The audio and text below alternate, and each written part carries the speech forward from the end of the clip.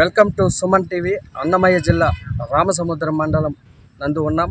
నా పేరు హరిప్రసాద్. సాధారణంగా రామసముద్రం మండలంలో బంతిపూలు మరియు టమాటా సాగు అయితే భారీ ఎత్తున రైతన్నలైతే భారీ ఎత్తున చేస్తుంటారు. ఎన్నో నష్టాలతో కూడినటువంటి బంతిపూలు దాదాపు ఒక సంవత్సరం నుంచి బంతిపూలు అయితే ఏమాత్రము ధరలు లేక కన్నీరు పెట్టుకున్న పరిస్థితులు అయితే మనము చూసాము. ఈ 2024వ సంవత్సరం వచ్చిన తర్వాత మొట్టమొదటిసారిగా వచ్చే ఫెస్టివల్ సంక్రాంతి పండగ సందర్భంగా పశువులకైతే దాదాపు నెల రోజుల క్రితం వారంలో ఆదివారము, మంగళవారము, గురువారం ఈ 3 వారాల్లో అయితే ప్రతి వారము పండగలు అయితే దాదాపు నెల రోజులు అయితే పండగలు చేస్తుంటారు. ఆ పశువుల్ని అందంగా సుందరంగా తీర్చిదిద్దేందుకు ఈ బంతిపూలను అయితే బాగా భారీ ఎత్తున గ్రామాల్లో అయితే చేస్తుంటారు. కాకపోతే పండగ ఇంకో రేపో ఎల్లుండో పండగ ఉంది కాబట్టి, సంక్రాంతి పండగ ఉంది కాబట్టి ఆ పండగ కోసం కొంచెం పూల ధరలు కూడా పెరిగినట్లు మనకి అనిపిస్తుంది. ఇప్పుడు మనతో పాటు రైతు ఉన్నారు, అమర్నాథ్ రెడ్డి అనే రైతు మనతో ఉన్నాడు. అతను ఒక దాదాపు 3 ఎకరాల పంటనైతే సాగు చేశాడు. పంట అయితే బేభత్సంగా పంట అయితే నిజంగా భారీగా అయితే పంట అయితే బాగా సాగు చేశాడు. అతన్ని అడిగి తెలుసుకున్నాం ఎంత ఖర్చు వచ్చింది, ఏమి ఈ పూలు ఏ జాతికి చెందిన పూలు అని అడిగి తెలుసుకునే ప్రయత్నం అయితే చేద్దాం. మినికి గ్రామానికి చెందిన బంతి పూల సాగు చేసిన రైతు అయితే మనతో పాటు ఉన్నారు. వాళ్ళని అడిగి మరిన్ని వివరాలు తెలుసుకునే ప్రయత్నం చేద్దాం. నమస్తే అండి, చెప్పండి, ఈ బంతి పూల సాగుకి ఏమాత్రం ఖర్చు వచ్చింది, ఏమాత్రం రేట్లు ఉన్నాయి బంతి పూలు? ప్రజెంట్ వచ్చేసి 25 రూపాయలతో ఈరోజు తోట అయితే కోయడం జరుగుతున్నది. భారీ నష్టాలు అయితే ఉన్నది. ఈ రోజులు అయితే తోట అయితే కోయడానికి ఎవరు రేటు సరిగ్గా లేదు. ఇప్పుడైతే ఈరోజు వచ్చేసి మూడో కటింగ్ ఇది. ఫస్ట్ కటింగ్కి కొంచెం ఉన్నాయి, అప్పుడు రేట్లు లేవు. ఇప్పుడు ఏదో కొంచెం రేట్లు అట్లా ఉన్నాయి. 1 ఎకరా సాగు చేయడానికి 70,000 ఖర్చు వస్తుంది. 3 ఎకరాలు సాగు చేసినాము. ఏ కంపెనీకి చెందించింది? బాగా క్రాప్ అయితే బాగా వచ్చింది. ఏ కంపెనీకి చెందింది? East west Bengal orange company. ఇది పువ్వు అయితే బాగా క్వాలిటీ ఉన్నది, మంచి కటింగ్ పడుతున్నది, పర్వాలేదు. తోట మంచి కంపెనీ. ఎరువులు అయితేనేమి, మందులు పిచికారీ చేయడం ఎన్ని రోజులకు ఒకసారి చేస్తారు, ఎలా చేస్తారు? వీక్లీ వన్స్ డ్రిప్ ఎరువుస్ అనేసి ఒకసారి వేస్తాము. కాంప్లెక్స్ మామూలుగా ఫస్ట్ మెల్చింగ్ పేపర్ అయినప్పుడు 1 టైమ్ 1 మూటలు పోతుంటుంది. కటింగ్కి ఎన్ని టన్నులు వస్తుంది? ఇప్పుడైతే ఒక కటింగ్కి ఒక 3.5 నుంచి 4 టన్నుల వరకు వస్తుంది. 3 ఎకరాలకి చేరి 5 టన్నులు వస్తుంది. మళ్ళీ మధ్య కోతలో 5 టన్నులు వస్తుంది. ఫస్ట్ కోతకి అయితే 500 కేజీలు వచ్చింది. నెక్స్ట్ కటింగ్కి వచ్చేసి 1.5 టన్ను. ఇప్పుడు 3వ పల్లి ఈస్ట్ వెస్ట్ కంపెనీ నుంచి ఆరెంజ్ అనేసి బాగున్నది. ఇది ఎవరు నాటుకున్నా పూలు కానీ, సైజులు కానీ, క్వాలిటీ కానీ నెంబర్ 1గా ఉన్నది. తోట చూడడానికి కానీ, కోయడానికి కానీ, స్టాక్ కానీ 4 రోజులు పెట్టినా పర్వాలేదు, ఇబ్బంది ఏం లేదు. మంచి రైతులకి అయితే మంచి బెనిఫిట్. ఈస్ట్ వెస్ట్ కంపెనీ నుంచి మనకి అన్నోళ్ళు వచ్చి ఇచ్చినారు.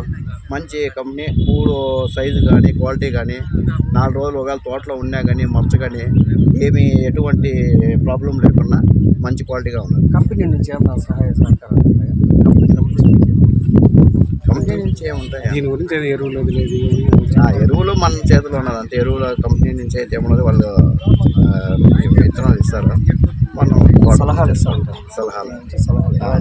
ఎలా చేయాలి చూసి సలహాలు ఇస్తాం. రామసముద్రం మండలంలో బంతి పువ్వు సాగు చేస్తున్నాం. అది ప్రతి కటింగ్కి వచ్చేసి ఒక టైము హైదరాబాదు, విజయవాడ, మనకి తిరుపతి, తెలంగాణ సైడు, తెలంగాణ మన ఆంధ్రాకి ఒక కటింగ్ వచ్చేసి బెంగళూరుకి వేసినాం. ఇంకా ఆంధ్రాకి, విజయవాడకి, తెలంగాణ కొంచెం జాస్తి ఫేవర్గా.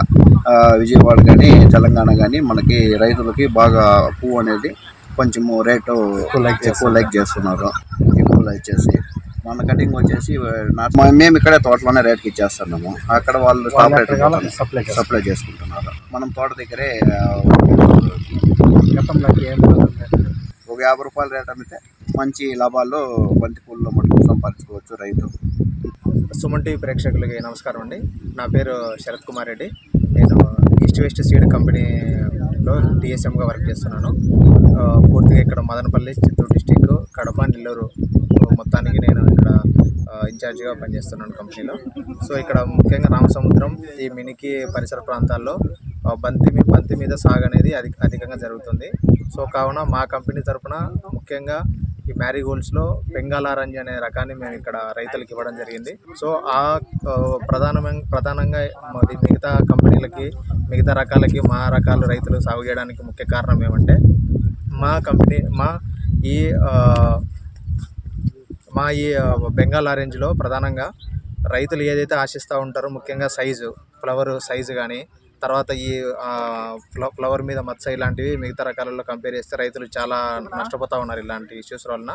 సో మన బెంగాల్ ఆరెంజ్లో ఫ్లవర్ వచ్చేసి సైజు ఫస్ట్ కటింగ్ నుంచి మీకు లాస్ట్ ఈ 5-6 కటింగ్ల వరకు కూడా ఒకటే సైజు మెయింటైన్ అవుతుంది. సో దానివల్ల ఏంటంటే ఈల్డింగ్ అనేది దిగుబడి ఎక్కువ రావడం జరుగుతుంది ఓవరాల్గా. తర్వాత ఏంటంటే ఈ పువ్వు మీద అనేది మచ్చ అనేది మన ఒకవేళ ఒక 2-3 రోజులు ఎక్కువ లేట్గా కటింగ్ అయినా కూడా తర్వాత ఏదన్నా మంచు కూర్చినా ఏదైనా వర్షపాతం జరిగినా కూడా మచ్చ అనేది మన దాంట్లో ఎక్కువ రాదు. తర్వాత ఏంటంటే ఈ క్రాకింగ్ అనేది పువ్వులో క్రాకింగ్ అనేది కూడా రాదండి. సో దానివల్ల ఏంటంటే మొక్క ఏదైతే ఫ్లవరింగ్ ఎక్కువ వచ్చినా కూడా పడిపోవడం కానీ ఇట్లాంటివి జరగదు. సో ఇంకో విషయం ఏంటంటే ప్రధానంగా ఫ్లవర్ వచ్చేసి మనకి గట్టిదనం ఉండడం వలన మార్కెట్లో కూడా ముఖ్యంగా ఫస్ట్ ప్రిఫరెన్స్ ఇచ్చేసి మార్కెట్లో ఉన్న ఏదైతే టాప్ రేట్ ఉంటుందో ఆ రోజుకి అనుగుణంగా ఆ రేటు రైతులకు ఇవ్వడం జరుగుతుంది.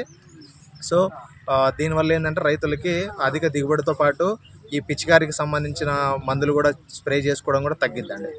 సో అదేవిధంగా మనకి ఇక్కడ లోకల్లో మనం పంట ఇవ్వడం జరిగింది. ఈ రకంగా సాగు చేశారు. మీరు చూశారంటే ఇది 3వ కటింగ్ రైతు చేయడం జరిగింది. మొదటి కటింగ్లో 5,000 నారుకు సంబంధించి 800 కేజీలు రావడం జరిగింది. సెకండ్ కటింగ్లో 1 టన్ను వచ్చిందండి. ఇప్పుడు రైతు ఆశిస్తూ ఉన్నాడు ఆల్మోస్ట్ 1.5 టన్స్ వరకు కూడా దిగుబడి వస్తుందని రైతు ఆశిస్తూ ఉన్నాడు. ప్రస్తుతం అయితే ఇక్కడ కటింగ్ జరుగుతూ ఉందండి.